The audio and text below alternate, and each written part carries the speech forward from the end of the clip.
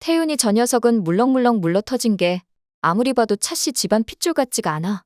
차강천 회장은 착하고 순한 차태윤이 끓여다 준 라면을 먹으면서 차태윤이 자신의 손주 같지가 않다고 농담처럼 이야기를 했고, 이 말을 들은 공비서는 웬일인지 등에 식은땀이 흘렀습니다. 차강천 회장이 모든 진실을 알고 있는 걸까? 긴장을 한 공비서는 그만 들고 있던 쟁반을 또 바닥에 떨어뜨리고 말았습니다. 오늘은 공비서가 자신의 딸 차덕희를 차씨 집안의 진짜 딸과 바꿔치기를 한 후 자신의 진짜 딸을 보육원에 보내버렸었다는 이야기를 해보려고 합니다. 이게 다 누나가 남긴 유품이라고요? 서동주는 아네스 수녀의 장례식장에서 누나가 남긴 유품을 수녀 원장으로부터 받아들고는 누나의 채취가 남겨져 있는 것 같아 한참을 울 수밖에 없었죠. 특히 매일매일의 기록을 담은 일기장이 빼곡하게 유품들 안에 자리 잡고 있는데, 어렸을 적부터 써온 일기들이라서 그 수는 20권은 좋게 되는 듯 했습니다.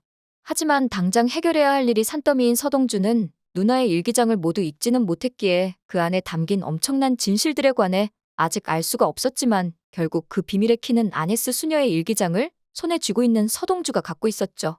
서동주는 비장하고 침통한 목소리로 지금 자신을 도와주고 있는 여운남에게 복수에 대한 자신의 각오를 모두 털어놓길. 누나를 이렇게 만든 사람들 가만두지 않을 거야? 누나가 이렇게 허망하게 죽을 줄 몰랐거든. 비록 누나 사고 때문에 기억이 돌아오긴 했지만 이렇게 끔찍한 기억들을 안고 사느니 모르고 사는 게 나았을 것 같기도 해. 설마 누군가 내 기억을 되찾게 하기 위해서 일부러 누나 사고를 유발한 거라면 난 지옥 끝까지 그 사람을 쫓아가서라도 누나가 받은 고통의 10배, 100배를 갚아줄 거야? 이런 알량한 기억 따위가 어디 사람 목숨하고 바꿀게 되겠어? 여운남은 놀란 얼굴로 진짜 기억이 돌아온 거냐고 서동주의 손을 붙잡으며 묻자 서동주가 말하길, 내 부모님의 죽음, 아네스 누나의 죽음, 그리고 나의 죽음까지 다 기억이 나버렸어. 도대체 누가 이런 일들을 꾸민 걸까? 왜 나에게 이런 일들이 벌어지는 걸까? 서동주는 완전히 넋이 나간 채 여운남에게 기대어 울기 시작했고, 여운남은 도대체 누가 너에게 총을 쐈던 거냐고 정말 기억이 나는 거 맞냐고 물어보았습니다. 서동주는 혹시나 여운남에게 상처를 주진 않을까 망설이는 얼굴로 대답을 못하고 있었지만, 여운남은 난 아무렇지 않으니까 다 말을 하라고 이야기했죠. 은남아, 놀라지 마. 나한테 총을 쐈던 사람은 너희 아버지야. 너의 새아버지 허일도 씨야. 물론 너는 믿지는 못할 거야. 허일도 씨는 말수도 적고 똑똑하지도 못하고 우유부단하기도 한 것 같고 누굴 해칠 만한 위인은 못 되어 보이니까. 하지만 내 기억이 잘못된 게 아니라면 너네 아버지가 나 쏜 거 맞아? 확실해. 그러자 여운남은 갑자기 무서운 눈빛으로 돌변하더니 입술을 야무지게 앙하고 다물며 쏘아 말하길, 허일도, 이 살인자, 우리 아빠도 없애더니 너도 없애려고 했던 거야? 내가 세상에서 가장 사랑했던 남자 둘을, 허일도 이 자식이 모두 없애려고 한 거야? 허일도 이 왼수 같은 놈. 나 절대 가만히 있지 않을 거야. 여운남은 자리에서 벌떡 일어나더니 장례식장에 이미 와 있는 허일도에게 다가가 허일도의 뺨을 자신의 손으로 후려쳤습니다. 허일도는 깜짝 놀라 외마디 비명을 질렀습니다. 악, 은남이 너 이 자식 지금 뭐 하는 거야? 여운남은 이건 20년 전 일에 대한 대가라며 매서운 눈으로 허일도를 노려보았죠.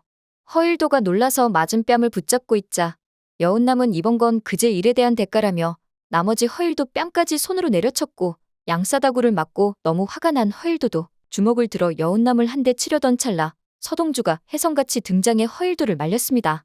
지금 여기서 뭐 하시는 겁니까? 여기는 장례식장입니다.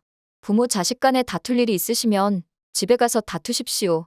하늘에서 고인이 내려다보고 있습니다.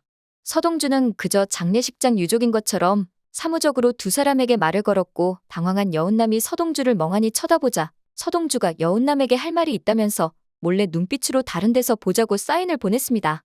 장례식장 뒤편으로 자리를 옮긴 여운남은 서동주에게 왜 아무것도 모른 척 하냐면서 너는 화가 나지도 않냐고 따졌죠.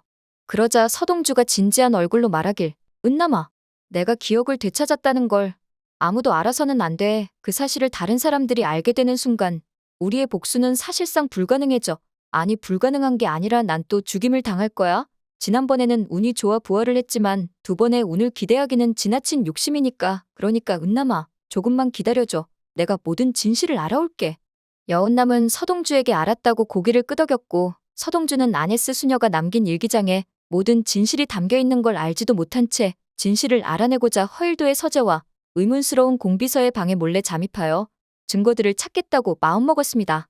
서동주는 차강천 회장 집의 CCTV가 어딨는지까지 모두 정확하게 꿰고 있기 때문에 가족들이 모두 집을 비운 사이에 잠입을 하는 데는 큰 어려움이 없었습니다.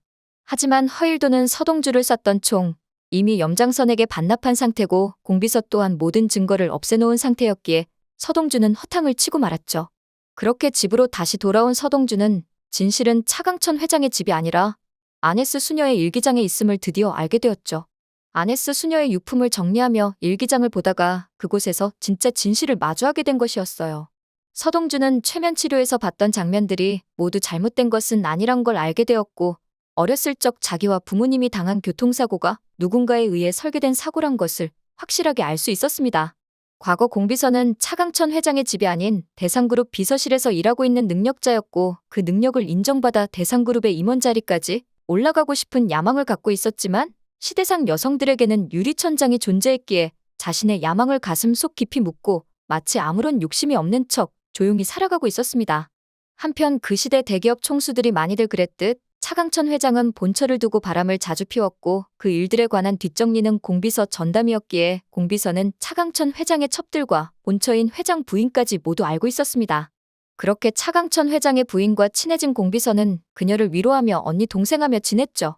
공비서를 믿었던 차강천 회장의 부인은 임신 중독증으로 정신이 오락가락할 때 만약 자기가 출산을 하다가 죽게 된다면 공비서에게 자신의 집으로 와서 태어날 아이를 보살펴달라고 부탁을 했어요.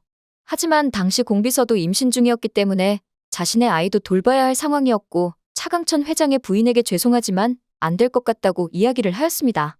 그렇게 차강천 회장의 부인의 병세는 점점 악화됐고 간신히 출산을 마친 뒤 생명이 위험해진 상태였습니다. 마침 공비서도 같은 병원에서 함께 출산을 했고 두 아이는 신생아실에 나란히 누워 있었어요.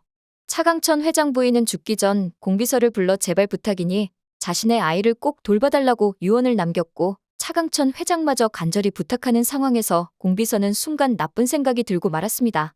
어차피 차강천 회장의 집에 들어가서 평생 남의 아이를 돌봐야 하는 거라면 그냥 그 아이와 내 아이를 바꿔치기 해서 내 아이를 돌보는 게 낫지 않을까 하는 생각을요. 자신은 여성들의 유리천장에 막혀서 일개 비서로 살다 경력이 끝이 났지만 자신의 딸만큼은 재벌가의 자식이 되어서 대기업 임원도 하고 떵떵거리면서 살기를 바라는 마음도 있었습니다. 그렇게 나쁜 마음을 먹은 공비서는 신생아실에 몰래 잠입하여서 자신의 딸과 차강천 회장의 딸을 바꿔버렸습니다. 아무것도 모르는 차강천 회장은 공비서의 딸을 데리고 집으로 왔고 그렇게 공비서는 자신의 친딸 차덕희를 여지껏 차강천 회장의 집에서 키워왔던 것이죠. 그리고 차강천 회장의 친딸은 보육원으로 보내버렸던 것이었습니다. 그렇게 차강천 회장의 친딸과 같은 보육원에서 생활하던 아네스 수녀는 우연히 모든 진실을 알게 되었고 차강천 회장의 친딸이 따로 있다는 충격적인 사실을 알게 된 여순호는 뒤늦게 아내인 차덕희 몰래 차강천 회장의 친딸과 친손주인 서동주를 차강천 회장에게 데려오다가 교통사고를 당한 것이었죠. 차덕희는 웬 여자와 남자아이를 자주 만나는 여순호가 바람을 피고 있다고 확신을 했고 대학 때부터 자신을 오랫동안 짝사랑해오던 허일도에게 두 사람을 없애달라고 부탁했던 것이었어요. 차덕희의 말이라면 꼼짝 못했던 허일도는 알겠다면서 세 사람을 교통사고로 위장해 세상에서 없애버렸다고 말을 했지만 죽은 줄만 알았던 차강천 회장의 친손주인 성현이 살아서 돌아온 것이었습니다. 누나의 일기장을 가슴에 품고 서동주는 뜨거운 눈물을 흘리기 시작했습니다. 이제 자신의 출생의 비밀을 모두 알게 된 서동주는 자신의 엄마와 누나를 죽음으로 몰아넣은 자들에게 완벽한 복수를 하기로 다짐했습니다. 오늘 영상 재밌으셨다면 구독과 좋아요 부탁드려요.